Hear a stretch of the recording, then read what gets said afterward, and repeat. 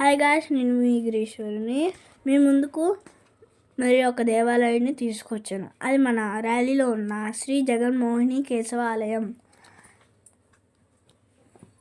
మీరు చూడొచ్చు పక్కన గ్రీనరీ వ్యూని. ఇక్కడ చెరువు కూడా ఉంది. ఇక్కడ మీరు హనుమంతుని కూడా చూడొచ్చు. ఇక్కడ ఫొటోస్ కూడా తీసుకోవచ్చు. విజిట్ చేయండి ఆ టెంపుల్ని.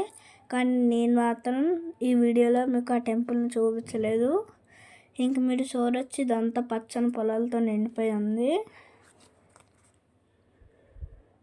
అయితే ఈ యొక్క ఆలయం రాజమండ్రి నుండి 40 కిలోమీటర్ల దూరంలో ఉంది. మరియు గోదావరి ఉపనదులైన వశిష్ఠ మరియు గౌతమి నది మధ్యన ఉంది. మహావిష్ణువు మరియు మోహిని వర్ణించే నల్లని రాతితో చేసిన సున్నితమైన ఏకశిల విగ్రహం. ఇది ఒక అద్భుతం. ఈ ఆలయం 11వ శతాబ్దంలో చోళరాజులు అయిన శ్రీ రాజా విక్రమదేవుడు ఈ ఆలయాన్ని నిర్మించారు. మీరు చూడొచ్చు, ఇక్కడ విగ్రహం సౌందర్యాన్ని మాటలో తెలపలేము. విగ్రహం ముందున భాగం కేశవ అవతారం, వెనుక భాగం మోహిని అవతారంలో శిగను మరియు కుడికాలు తొడ భాగం వెనుక పుట్టమచ్చను మనం చూడవచ్చు. అరుదైన లక్షణం ఏమిటంటే కేశవ స్వామి పాదాల నుండి గంగ ఎల్లప్పుడూ ప్రవహిస్తుంది.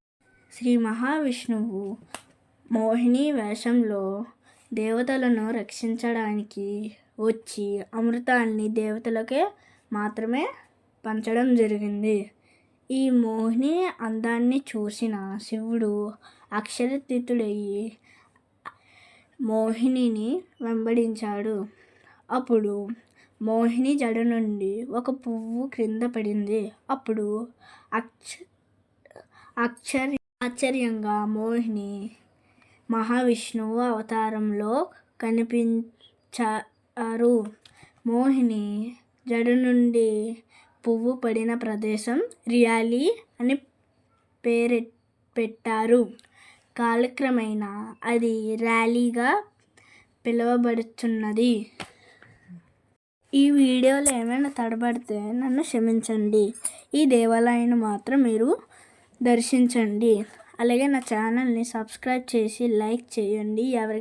ఎవరైనా మీకు తెలిస్తే వాళ్ళకి షేర్ చేసి సబ్స్క్రైబ్ పక్కన ఉన్న బెల్ ఐకాన్ని ఇప్పుడే క్లిక్ చేయండి.